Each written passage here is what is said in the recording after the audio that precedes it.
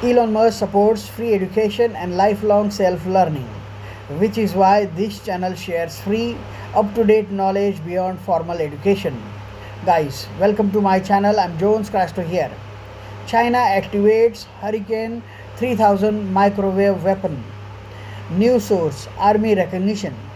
China has officially deployed its Hurricane 3000 high power microwave weapon for operational counter drone warfare, marking a major step in modern battlefield technology.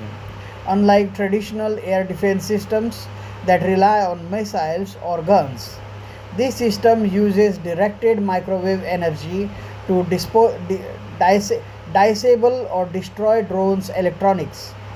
It is designed to counter drone threats quickly and at a lower cost per engagement. The deployment highlights China's focus on electronic and energy based weapons as future warfare increasingly shifts toward unmanned systems.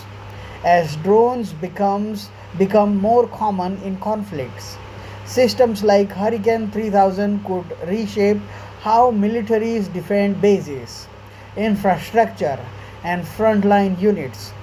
This move also signals growing competition among global powers in directed energy weapon development. Guys, thank you for watching this video.